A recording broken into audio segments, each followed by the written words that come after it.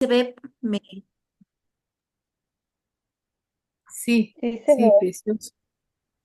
ok, muy bien. Entonces, bueno, bienvenidos a todos, bienvenidos. Si lo pones en Eh, estilo presentación, se ve más grande. a ver,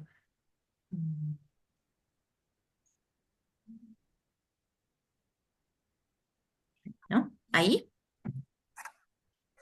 Sí, perfecto. ya, listo. Bueno, buenas noches, bienvenidos a todos. Como estaba diciendo Natalia, este es un grupo en el cual nos reunimos todos los lunes a las 8 de la noche, de 8 a 9 para leer temas diversos, porque en realidad leemos un libro, luego eh, todo el grupo en general elegimos el segundo o el siguiente, y así ya llevamos algunos años reuniéndonos y compartiendo este espacio. De vez en cuando, como ahora, em, hacemos algunos temas específicos y tocamos, bueno, algunos temas también salidos de la inquietud del grupo. El grupo es gratuito y totalmente libre, es decir, pueden tener el acceso y venir cuando ustedes deseen para participar en el grupo. Bueno, hoy vamos a hablar acerca del Adviento. Y quiero empezar con esta pregunta, ¿no? ¿Qué festejamos en Adviento? Realmente qué cosa estamos festejando. Y bueno, esto basado en lo que nos dice Rudolf Steiner, tiene que ver con un momento en el que tenemos la oportunidad de em, enfocarnos en la vida interior. Casi todo el año vivimos tan ajetreados, tan expuestos a lo exterior que viene a nosotros, pero justamente en Navidad y el Viento, en este espacio, em, pues tenemos esa oportunidad. Entonces, esta charla tiene como objetivo darnos el sustento para que vivamos esta experiencia interior con el trasfondo espiritual, con el trasfondo que nos cuenta, que nos explica la ciencia espiritual. Es también un periodo en el que podemos aumentar de alguna manera, está más sensible nuestra facultad de conocimiento. Esto, el pensar despierto, podemos decirlo así, varía en el año. Entonces, en la época de primavera, verano, al igual cuando dormimos, el pensar disminuye, el pensar se hace menor, digamos. Y así en el otoño y en el invierno también tenemos como un despertar.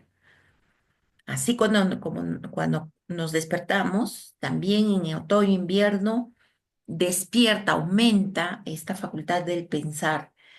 Y así tenemos como un ciclo, ¿no?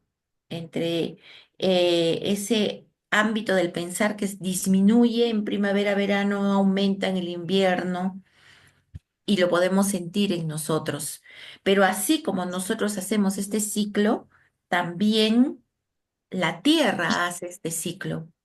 Entonces, en primavera, verano, ocurre casi lo mismo que cuando nosotros dormimos, es decir, el cuerpo astral de la Tierra y el yo de la Tierra abandonan su cuerpo etérico y su cuerpo físico, em, y en el otoño, invierno, vuelven a unirse, ¿no?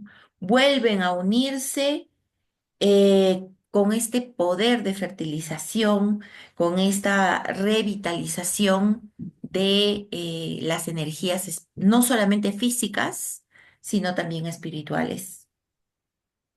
Por lo tanto, hay una interrelación entre lo macrocósmico y lo microcósmico. Así. lo que ocurre macrocósmicamente se refleja en lo que ocurre microcósmicamente. Es un ritmo, como la respiración. Inhalas, exhalas, también así. En el año, durante el año, nosotros tenemos algunas evidencias, por decirlo así, de estos cambios, de estas alternancias, de este ciclo, em, con las lluvias de los meteoritos, ¿no? Y tenemos varios en el año. Por ejemplo, en julio, entre el 17 y el 24 de julio, normalmente caen unos meteoritos que nosotros también conocemos como estrellas fugaces, llamadas las Perseidas. Luego, en agosto, también tenemos, bueno, las Perseidas van de julio a agosto, ¿no? Ahí en ese interín. Luego tenemos las Dracónidas que caen o que vienen a, a presentarse en octubre. Y finalmente, ahora pronto, pronto, pronto tenemos las Gemínidas, desde el 13 al 14 de diciembre. Entonces, la presencia de estas estrellas fugaces que se ven en el cielo es también como un anuncio, como una preparación de ese ritmo cósmico que está ocurriendo y que trae luz a los pensamientos humanos y también lleva a los pensamientos humanos hacia el macrocosmos. Nos anuncian para el futuro que el hombre debe trabajar en el pensar del corazón. Hemos tenido varios siglos en el que estamos casi involucrados totalmente en el pensar con el intelecto. Así se ha desarrollado la ciencia y todo lo que conocemos actualmente, pero llega ya un momento en que debemos pasar a otro nivel de conciencia, el del alma consciente, que implica pensar con el corazón. Entonces, em, este pensar con el corazón será el puente entre los pensamientos humanos y los cósmicos. O sea, el pensar netamente intelectual es un pensamiento netamente terrestre, pero ese pensamiento terrestre se tiene que llevar al cosmos. ¿Cómo lo hacemos? Cuando em, aprendemos a pensar con el corazón. ¿Y qué significa pensar con el corazón? Básicamente esto es lo que nos quiere enseñar la antroposofía. Y la misma antroposofía es un ejemplo de ello, ¿no? Todo lo que ha sido dado a través de la antroposofía se ha preparado a partir del corazón. Steiner habla de que todo lo que ofrecemos lo tenemos que hacer con el amor, pero no ese amor sensual ni ese amor sexual al que estamos de repente acostumbrados en la vida terrestre, sino al amor netamente espiritual. Y cuando hacemos ese puente, nuestras acciones, nuestros pensamientos, nuestros sentimientos con amor, entonces estamos aprendiendo a pensar con el corazón. El festejo de Adviento viene después de la fiesta de Micael. Micael, justamente, o la fiesta de Micael es justamente la fiesta de la iluminación. Es decir, esa vivencia, esta fiesta nos trae como recuerdo la vivencia de la luz interior, es de aquello que nosotros podemos adquirir como conocimiento espiritual. Y es también el primer paso para la fiesta donde vamos a conmemorar el misterio de Navidad, o sea, este Adviento y la Navidad. Es decir, justamente son esos pensamientos, la iluminación tiene que ver con los pensamientos que tomados por la cabeza deben ser profundizados hasta ser una vivencia en el corazón. O sea, una espiritualización, convertirse estos pensamientos en luz. Y ese es el tránsito de la fiesta de Micael a la fiesta de Navidad y su preparación, que es también el Adviento. Y esta espiritualización de nuestros pensamientos, este pensar con el corazón, es también un camino de iniciación. ¿Qué es en sí la iniciación? Es asumir la fuerza del conocimiento espiritual, espiritualizar, netamente aprender a espiritualizar nuestros pensamientos con el poder de la propia voluntad, o también llamado el poder del juicio. Y este juicio correcto es justamente el primer paso de la iniciación cristiano Rosacruz y también el trasfondo del primero de los 6 ejercicios que Steiner nos da. Y eso finalmente nos va a conducir al conocimiento netamente espiritual, a la comprensión de dónde se encuentra el mal, y esto es precisamente la resurrección que luego más adelante vamos a celebrar en Semana Santa. Ok, pero entonces, ¿de dónde nace el Adviento? Volvemos a nuestra pregunta inicial. ¿Qué conmemoramos específicamente en el Adviento? Para ello, para responder a esta pregunta, debemos remitirnos a lo que conocemos en la Biblia como la caída o la tentación. ¿Qué significa la caída? ¿Qué significa la tentación? Pues significa que en ese momento, en la evolución del hombre, entra, se hace parte del hombre, de su propia evolución, las fuerzas del mal. En la Biblia lo tenemos como la imagen de la tentación, la serpiente que tienta a Eva, ¿no?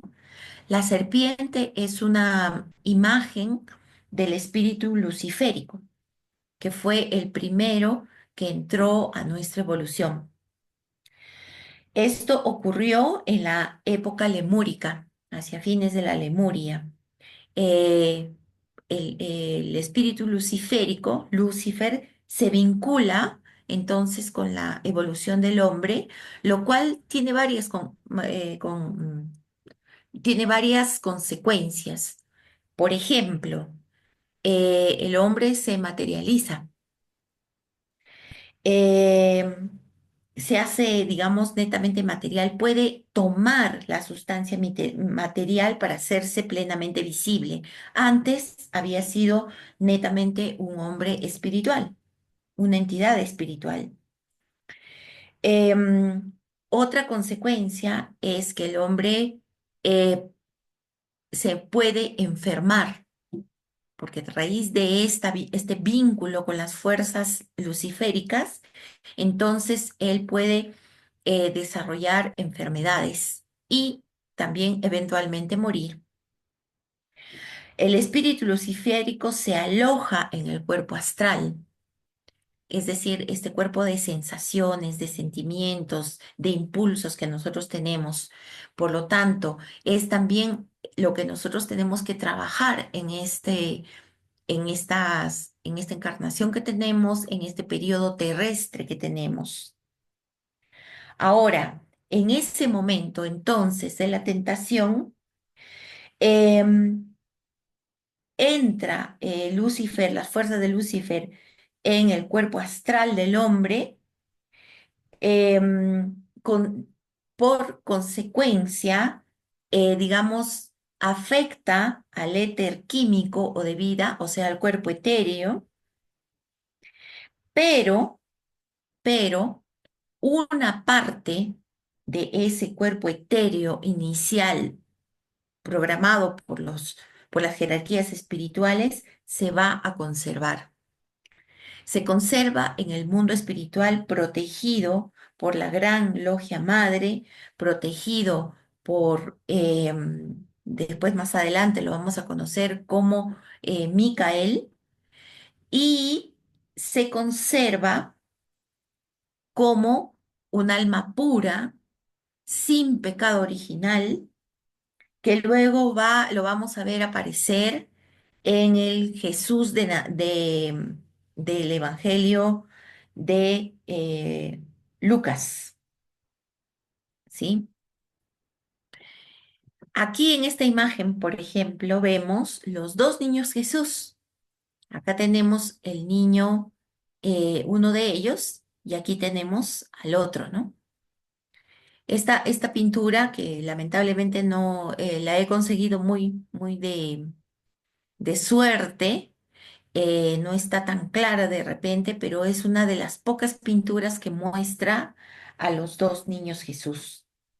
Entonces, tenemos el niño Jesús del cual se habla en el Evangelio de Lucas, y tenemos el niño Jesús, bueno, que también lo llamamos de origen natánico, ¿no? O de ascendencia natánica, porque viene desde el rey David y de Natanael, y el otro niño Jesús, que es el niño Jesús salomónico, ¿no?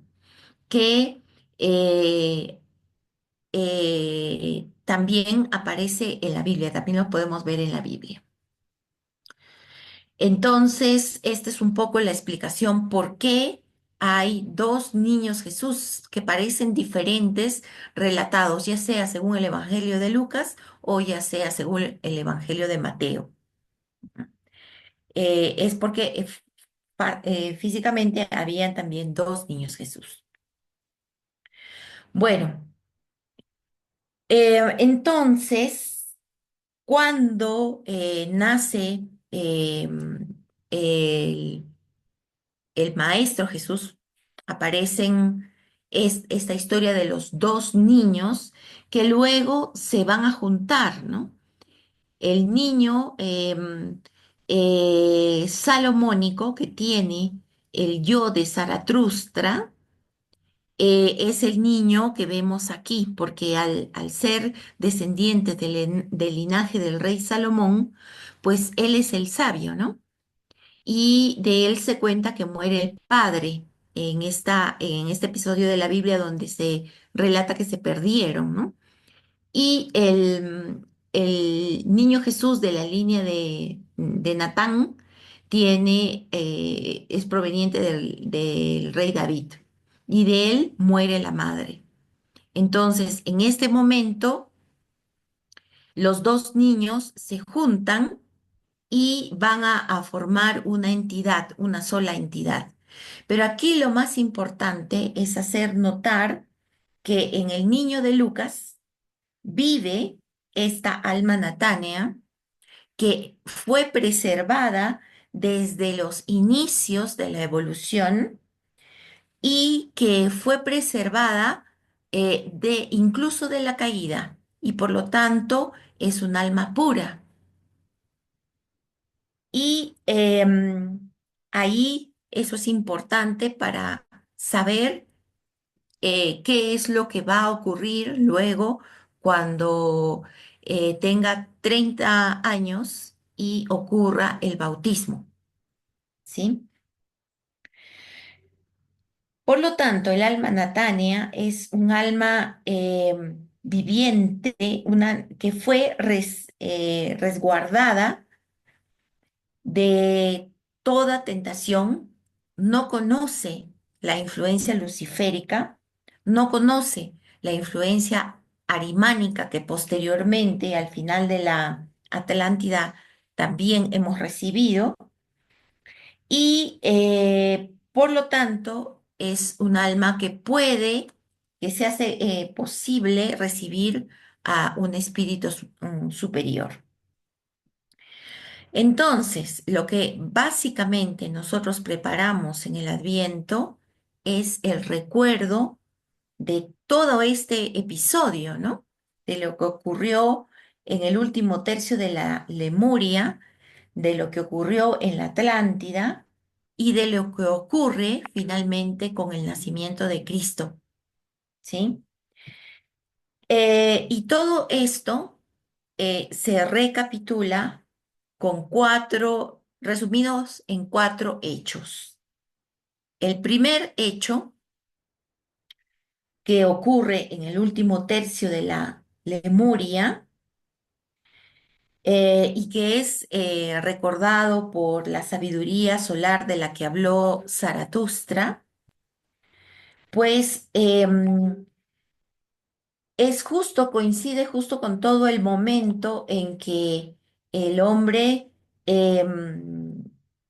la humanidad, en su propio proceso evolutivo, se yergue. O sea, el pasar de, digamos, un cuerpo que se desplaza con cuatro extremidades en el piso, se yergue y libera, digamos, sus manos para poder hacer algo. Este es el momento en el cual el hombre encarna en esos cuerpos y puede caminar erguido, puede hacer con sus manos y también empieza la historia del karma. Es aquí cuando el hombre empieza a tener, a acumular, digamos, su carga, su karma o a trabajar su karma. Bueno, entonces en Lemuria, con todo este contexto, existe un peligro.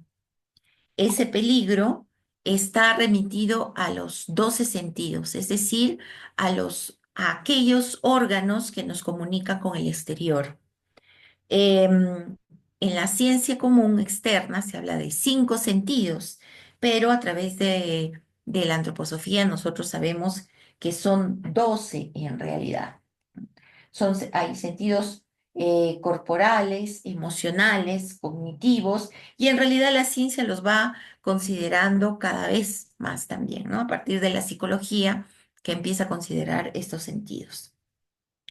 Bueno, los 12 sentidos son 12 también porque a partir de ellos se reciben las 12 corrientes cósmicas que vienen de las constelaciones. En las constelaciones viven distintas jerarquías y esas jerarquías están pendientes de nosotros. Por lo tanto, mandan corrientes cósmicas desde cada una de esas constelaciones que influyen en nuestros 12 sentidos. Entonces, en Lemuria aparece el peligro de desordenar estas 12 fuerzas cósmicas. Entonces los sentidos ya aún no hubieran trabajado al unísono para, digamos, informar al hombre, sino que cada uno de ellos hubiese sido como egoísta y hubiese trabajado para sí mismo. Entonces, por ejemplo, el ojo no se hubiera dedicado a ver el exterior, sino que cada cosa que viéramos nosotros, por ese impulso egoísta de los sentidos, hubiese reflejado en un sentir, ¿no? Entonces, si hubiésemos sentido como punzadas con cada cosa que viéramos. Pero no es así. Los sentidos en realidad se vuelven como no egoístas, ¿no? Sino que se entregan a una recepción eh, sin ningún interés y así nosotros podemos percibir. Pero esto de que podemos hacerlo así fue gracias a que esa alma natánea que vivía en el mundo espiritual ofrenda su sustancia etérea al Cristo, al Sol cósmico. Y por esto viene una fuerza del Cristo, fluye hacia la tierra para armonizar el cuerpo físico y los 12 sentidos. Y así los 12 sentidos eh, evitan este egoísmo, este trabajo egoísta y pueden decir, no nosotros, sino el Cristo en nosotros. Eso fue el primer hecho. El segundo hecho ocurre a mediados de la Atlántida, donde fueron amenazados los órganos vitales, que en resumen están dirigidos por el cuerpo etérico. Esto también fue enseñado y vivido por la astrología de los egipcios. ¿Cuál fue el peligro? El cuerpo etérico em, eh, influye mayormente sobre 7 órganos vitales, que son los pulmones, el hígado, el corazón, el cerebro, la sangre y el riñón. Entonces, estos órganos vitales, que también están relacionados con los 7 planetas, por un ataque luciférico arimánico, hubiesen caído en un trabajo egoísta y así cada órgano ya no hubiera colaborado con el organismo en general para mantener el cuerpo humano, sino que cada uno hubiese querido trabajar para sí mismo, ¿no? Que es un poco lo que ocurre, por ejemplo, en un cáncer. El cáncer es así, ¿no? El órgano ya no trabaja, ya no es más, por ejemplo, las células ya no quieren ser más hígado, sino hacen lo que quieren, ¿no?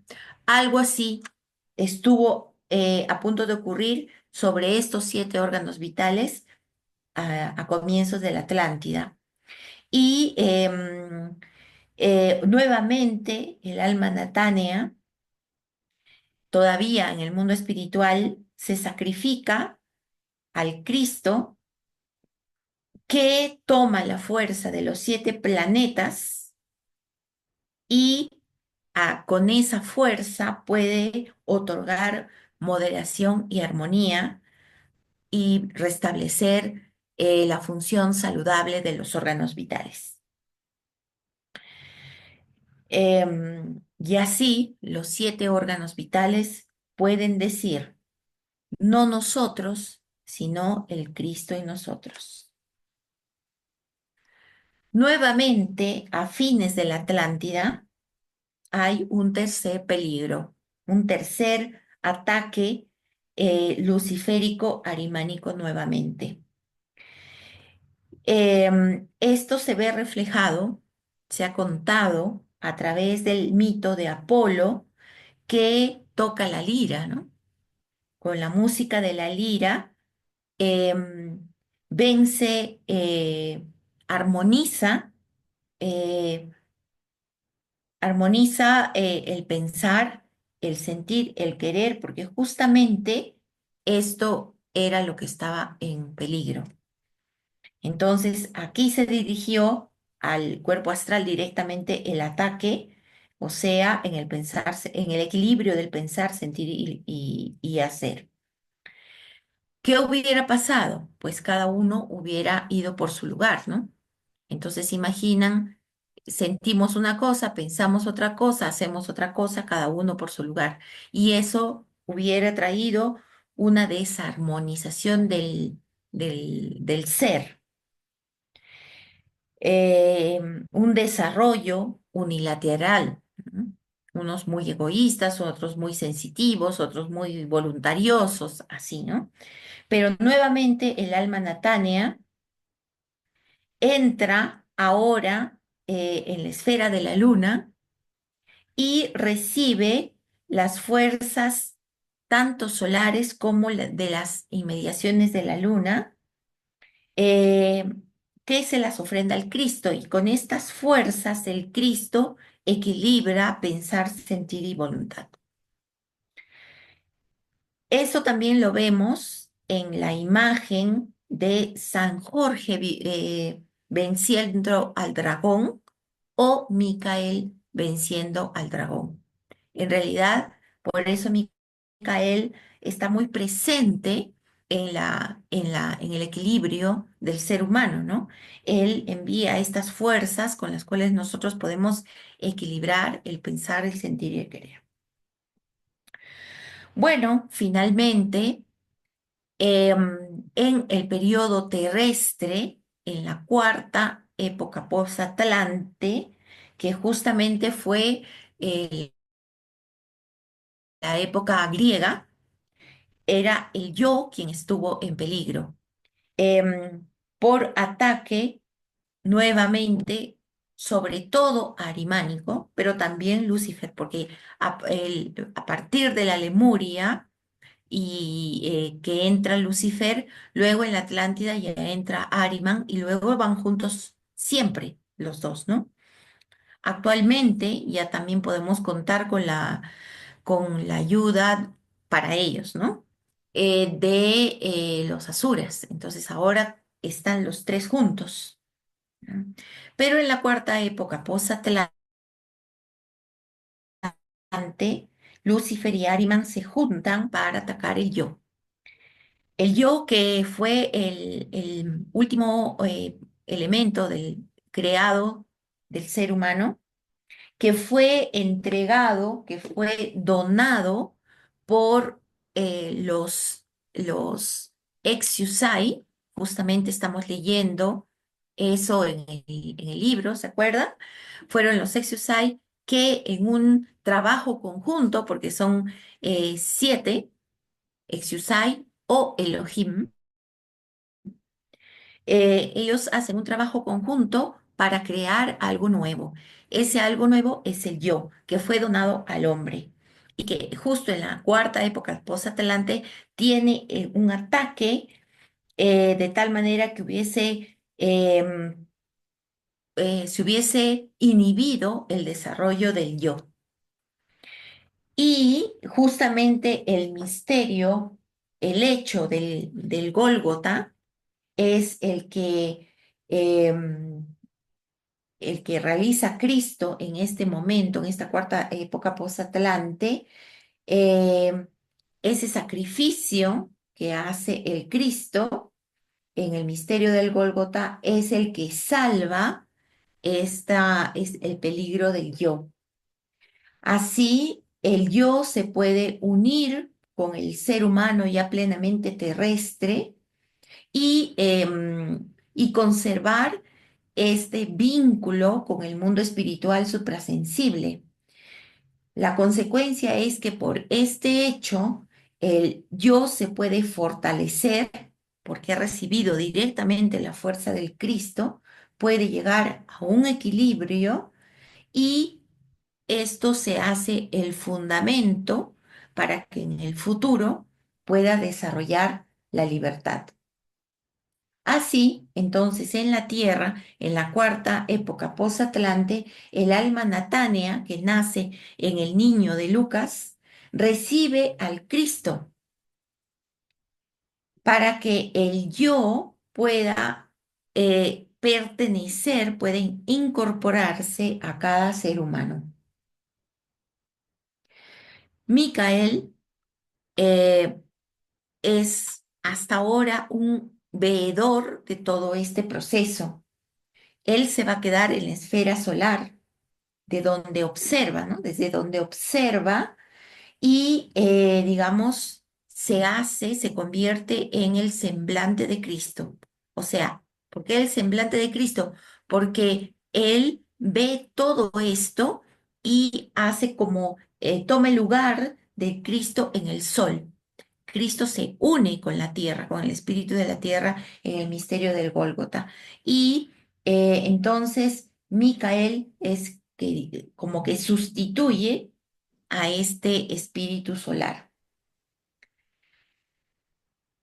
Bueno, entonces tenemos que mencionar que estos cuatro hechos nos hablan también de cuatro sacrificios que está haciendo el alma Natánea y justamente nos van a permitir el desarrollo de la entidad humana completa. Esto es exactamente lo que nosotros debemos vivenciar en el tiempo de Adviento. Así, ¿cómo trabajamos? ¿Cómo vivenciamos? ¿Cómo vivimos este tiempo de Adviento? Pues debemos desarrollar ciertas virtudes que tienen que ver con cada uno de nuestros cuerpos. Así, la primera semana vamos a vivir un nuevo, como el recuerdo de ese primer ataque.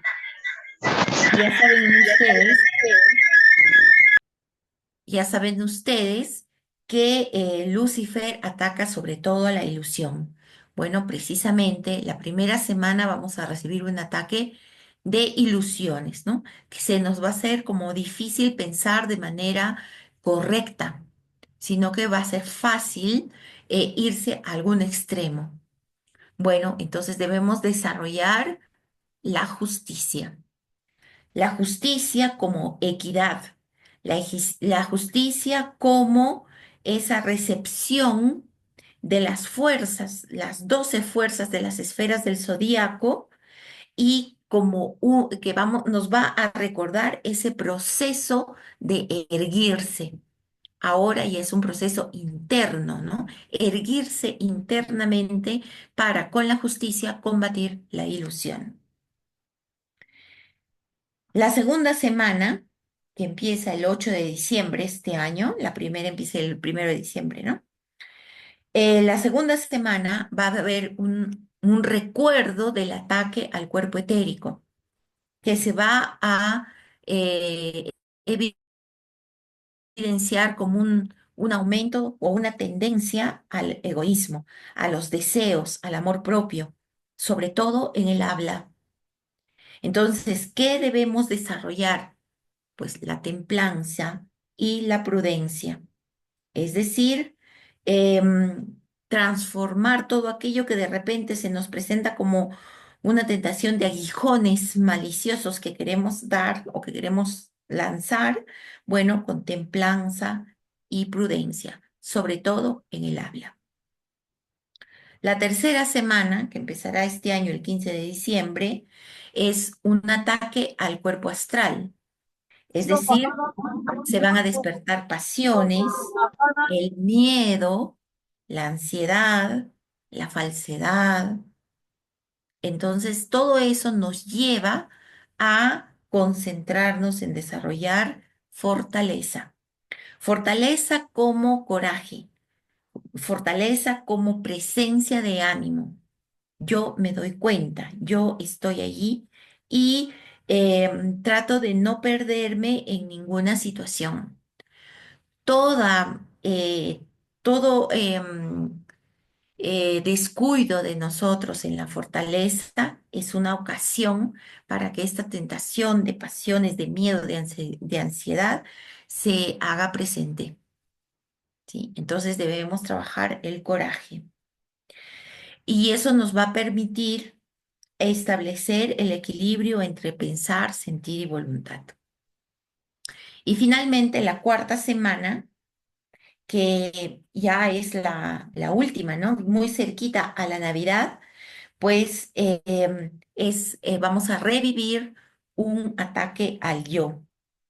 Es decir, se van a presentar todo tipo de ilusiones, em, de sucumbir a todas estas ilusiones, pero también se van a abrir portales hacia mundos superiores y también nos dan la posibilidad de un profundo conocimiento, de un profundo autoconocimiento. Por eso que podemos ejercer la sabiduría.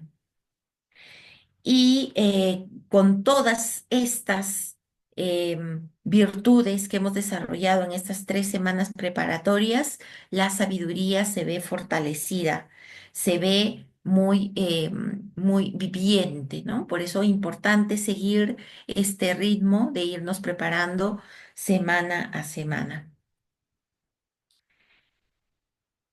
Y en Navidad, en el nacimiento de este niño, entonces vamos a estar preparados para hacer conscientes esa vivencia, pero interior, muy profunda, muy interior del nacimiento del yo, de ese nacimiento del yo superior en el alma, el que permite tener equilibrio de todos los cuerpos y el que nos permite ser cada vez más conscientes.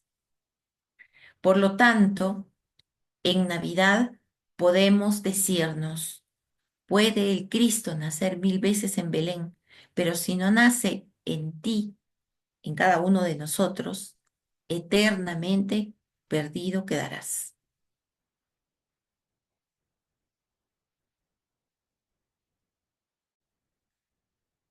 Bueno, queridos amigos, espero que esto que hemos charlado sirva para que nos concentremos en el significado del Cristo en la evolución del hombre.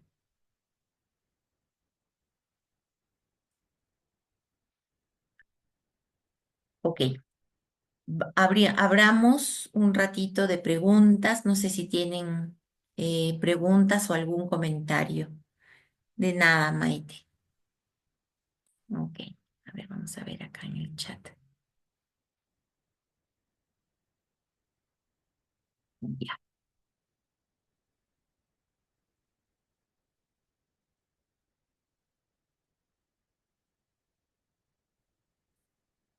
Bueno, no sé si alguien tiene alguna pregunta.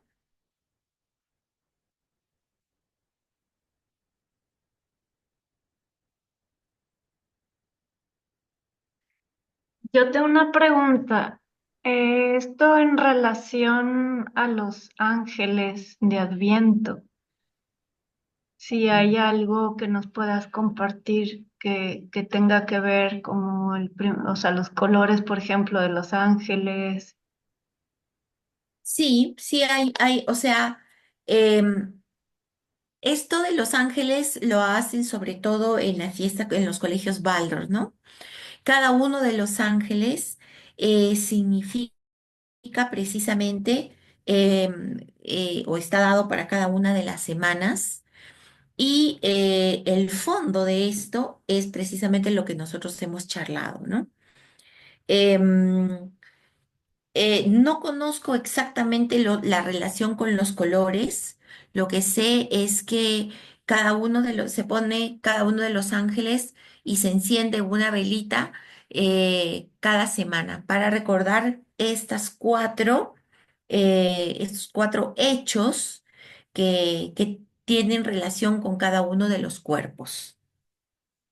De repente alguna profesora Waldorf, alguna maestra Waldorf nos puede comentar porque ellas sí lo manejan Listo. bastante bien. Sí, Listo. Sobre Los Ángeles, bueno, las que quieran, yo les puedo compartir las historias de Los Ángeles de Adviento y también tengo el libro sobre Adviento como tal, los que se leen ujú, en las escuelas Waldorf de Antroposófica.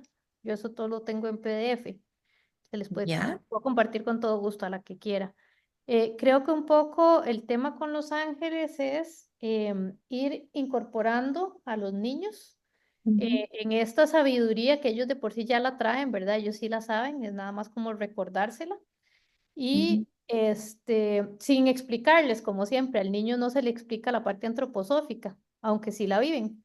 Entonces, sí tenemos los colores, digámoslo así, cada una de las semanas, igual que como se va montando lo que llamamos, no sé desde la comunidad de cristianos si le dicen igual que el catolicismo, el pasito, como lo vamos montando, que una semana ponemos las piedras, otra semana los animales, o sea, eso es también con la entrada de cada uno de los ángeles. En esos libros ujú. lo explican muy bonito. Sí. Pero como para ahondar un poquito, el ángel azul es el primero en llegar, luego llega el rojo, luego llega el blanco, luego el violeta y por fin el último fin de semana pues es ya la Navidad. Entonces, todo esto sí se explica desde la pedagogía precisamente para ir incorporando a los niños esta cultura, porque evidentemente no les explicamos esto hasta después de los 21 los que ya quieran meterse en el mundo antroposófico, ¿verdad? Ujú. Ok, muchas gracias, Nati.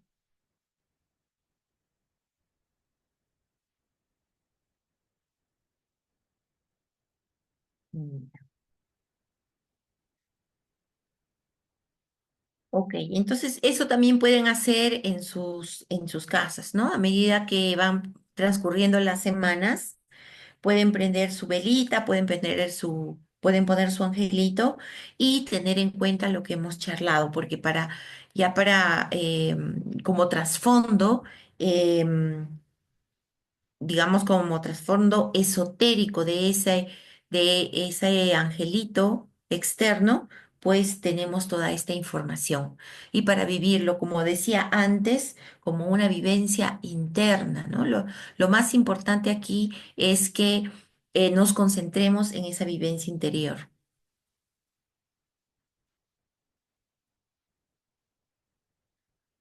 Ok. No sé si hay alguna otra pregunta o comentario que quieran hacer. No, yo solo quería felicitarte y agradecerte, Vero, por esta charla que nos has dado, magnífica, preciosa, muy motivante y muy esclarecedora, ¿no? Como para comprender que el misterio del Gólgota fue como el final de la intervención del Cristo, ¿no? Que estuvo acompañando al hombre con todas esas vivencias difíciles que le tocó atravesar al ser humano hasta llegar a erguirse, ¿no? Y Ujú, después erguido todo lo que pasa, ¿no? Me pareció sublime. Y se me ocurre pensar que el tema de los ángeles eh, me hizo acordar a esto que estabas diciendo, que en esta época se produce como una serie de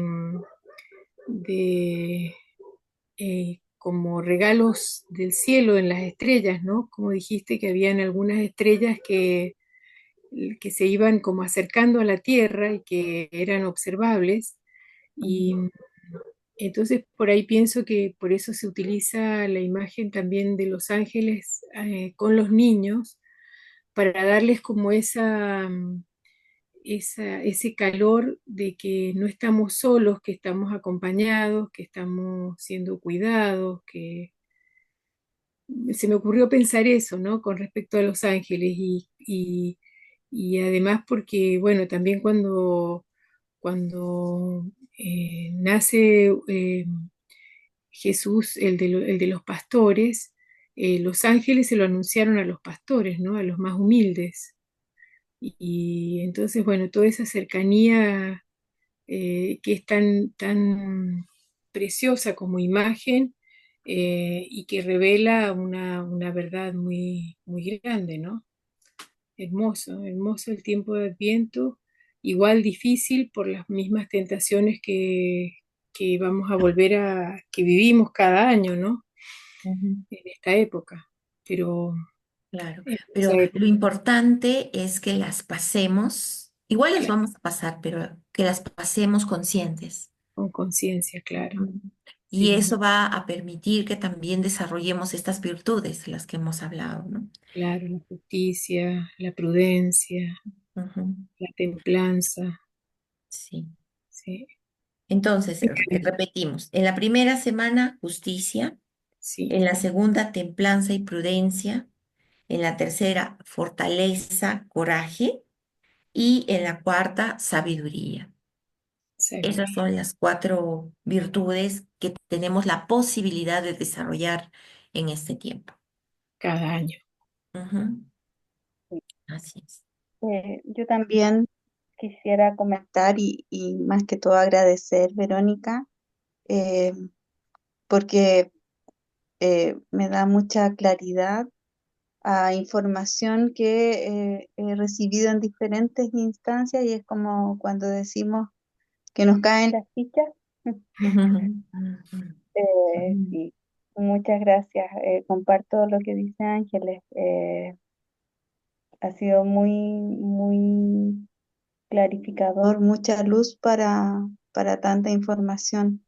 Y también siento que llega esta claridad en un momento que la puedo digerir, ujú, que la puedo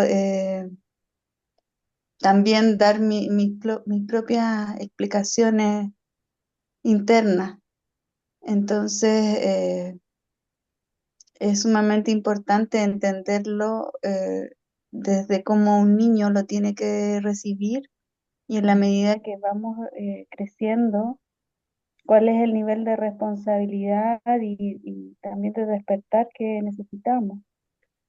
Ujú. Entonces también mucha compasión, eso es lo que me surge, compasión. Sí, sí, sí, es una época muy linda por eso, ¿no? Es una gran oportunidad para, para vivenciar todas estos hechos que al final uno piensa que Cristo vino así de la nada en el misterio de Golgota y no, esto fue preparado tanto tiempo, de tantas maneras y por lo menos tenemos cuatro intervenciones del Cristo, ¿no? Tres previas a lo que ocurrió en el Gólgota. Entonces, es como que eso también nos dice que Él estuvo siempre, Él está pendiente, así como las jerarquías espirituales lo están. Entonces, no estamos solos, no hemos, a pesar de las cosas, de repente,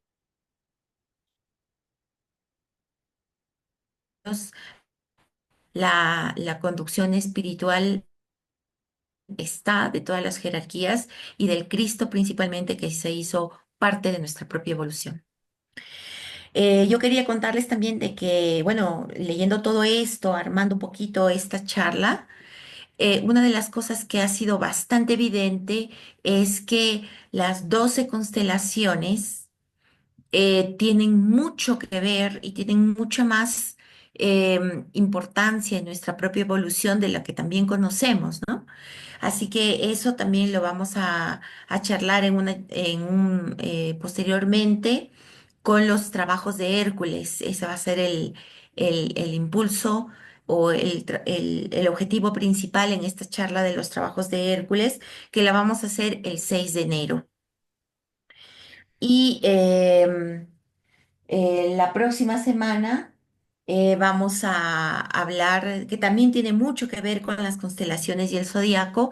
Vamos a hablar con las 12 noches santas, son 12 noches sagradas, que son del 24 al 6 de enero.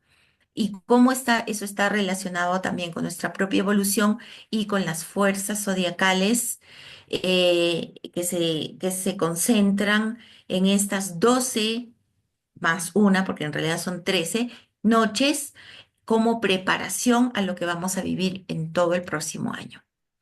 Así que estas tres charlitas están bastante relacionadas y espero que les ayude también a que comprendan la vivencia y las fuerzas que nos ha traído el Cristo. Maravilloso, Ok. hermoso, muchas gracias. Ujú. Bueno, chicas y chicos, les agradezco también a ustedes estar aquí, la presencia, las preguntas, la participación, que eso es muy importante.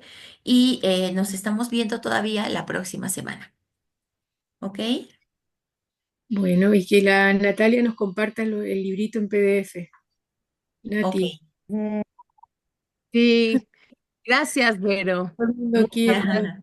Gracias a ustedes también. Gracias, Ok, hasta la gracias, próxima. buenas noches. noches. Gracias, Berito, a Chao. Buenas todos. noches. Gracias, buenas noches. Buenas noches.